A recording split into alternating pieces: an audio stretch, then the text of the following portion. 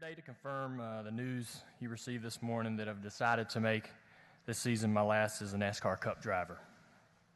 The response just in the last 6 hours from teammates. I think everyone knows exactly what the circumstances are right now in terms of my decision not to play the game of basketball in the NBA. Doesn't mean I'm not going to play that. It certainly isn't how I envisioned this or planned this.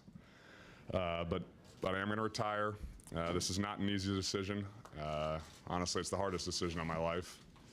So, from the bottom of my heart, thank you. And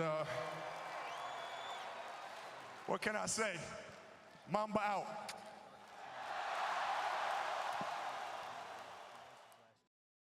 This past week, the big news broke. When did it actually happen, Gary? What day was it? It happened in the wee hours of the morning, and it was Estonia time, of course. Yes. Let me see. Was it this weekend? I want to say it was this weekend. I sent it to you guys at 2:57 a.m. yesterday. Kristin Latt has said she is done with the 2025 season of disc golf and is not planning to play competitive disc golf in the future. What does that mean for her and her future at Latitude 64, and what does it mean for FPO? On September 15th, Kristin announced that she was not returning to competitive disc golf and stated that she was wrestling with inner conflict and with family matters. Now we could go into the stats of her career, the world's wins, all her major wins, but I want to take a look from her influence on the game.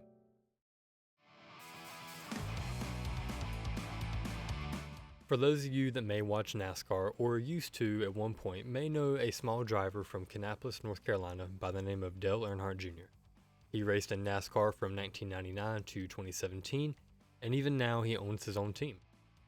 During his tenure of being on the track from the years 2003 to 2017, he was voted as most popular driver, and he didn't win the championship. Now Kristin has done a lot when it comes to the world of disc golf.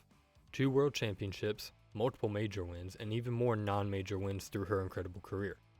The first and only 1,000 rated female player in Disc Golf Pro Tour history, one of the most consistent players of all times, and maybe most importantly, one trophy that just pure skill can't get you. Number 1 FPO on the fandom survey, and second overall, less than 0.3 points behind Simon Lizotte. The point is, even with all of that said, Kristin, for 3 years in a row, has been the number 1 FPO rated player in the fandom survey. 3 years. Which is insane to think about. While I'm sure most players would trade the number 1 fandom rank for a world championship, Kristin has both.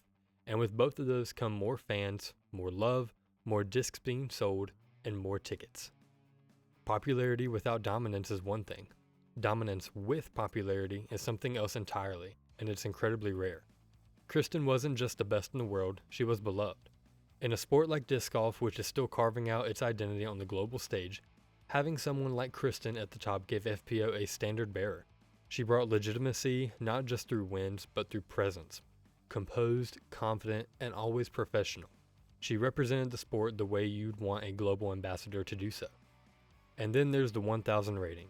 That's not just a number, it was a statement, a turning point. Proof that women's disc golf could reach levels previously thought to be reserved for MPO. That one milestone will continue inspiring for years to come.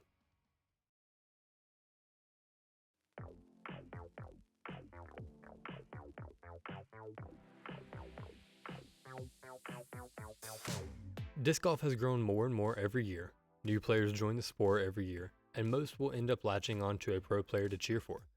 Whether it's an MPO or FPO, when you find a player to root for, you will tend, whether it's a conscious decision or not, to pick up the disc that your favorite player uses or is sponsored by.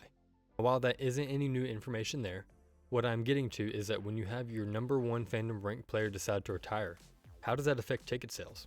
Sure, without Kristin there, all the other FPO players will gain popularity, so I'm not worried about FPO popularity necessarily going down, but think about people that show up to the tournaments, the people who buy a single or multi-day ticket just so they can see Kristin play. Entire trips planned around seeing your favorite player and getting the chance to meet them and maybe get a signed item from them. That is what keeps the Disc Golf Pro Tour making money. But with not just the number 1 FPO player, the number 2 ranked professional player overall now gone, will the Disc Golf Pro Tour see a dip in ticket sales? Now, I'm not saying that just like that overnight we will see a 25% drop in sales to the next event, but for those people who have been waiting for an event near them just to see their favorite player, it may deter them from showing up to events. Losing her from the tour isn't just about removing a top competitor, it's about removing a brand, a driver of revenue, and a narrative force. For the Disc Golf Pro Tour, this is a moment of reckoning. Not a collapse, but a real test. How do you continue to elevate FPO in the presence of its biggest star? Do fans shift their loyalty, or do they slowly disengage? And more broadly, who fills the vacuum? For Latitude 64, it's a blow, but they'll survive. Their marketing machine is too strong to falter completely, and players like Isaac Robinson can carry the torch. But the emotional bond that fans have with Kristin's disc, the grace, the pure, the commemorative releases, that's not something you can just replace. You don't just slot in another player and get that kind of resonance. This is a moment when FPO and the Disc Golf Pro Tour must double down on building narratives around the rest of the field. Missy, Holland, Owen, Evelina, Hannah, and the rising tide of younger players. Kristin's exit can either leave a hole, or it can create space for a dozen stars to rise.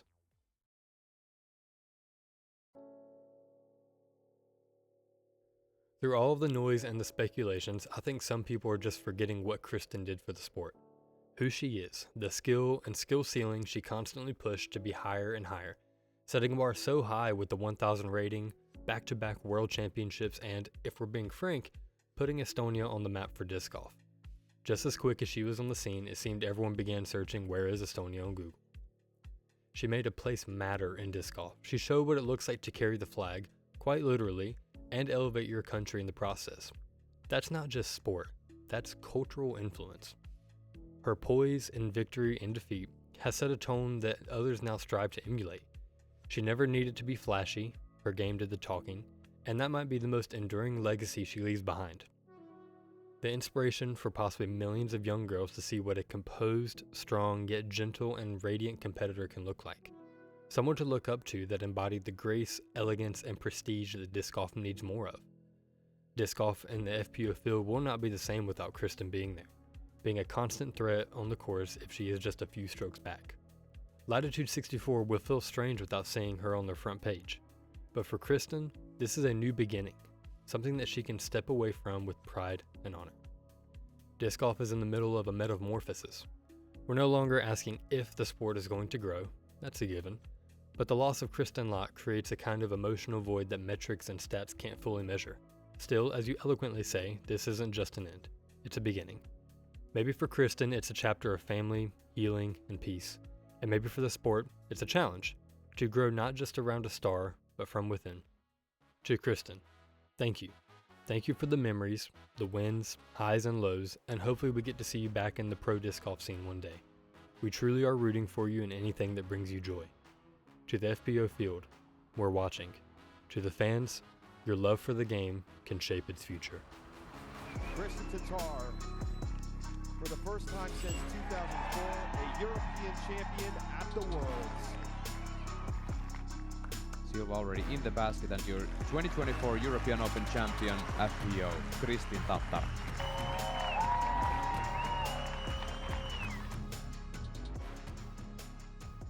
How does it feel to broken the barriers of disc golf? I think it's a step in the right direction. In disc golf, we have sort of stayed in this small bubble. Everything is very, very disc golf related, and I think that could be hindering the growth of our sport. I think we can attract more sponsors, we can attract more people, more fans, and I think that's what me and my manager have been trying to do. So yeah, I think it's just about the growth of the sport and making disc golf known even more than it is right now.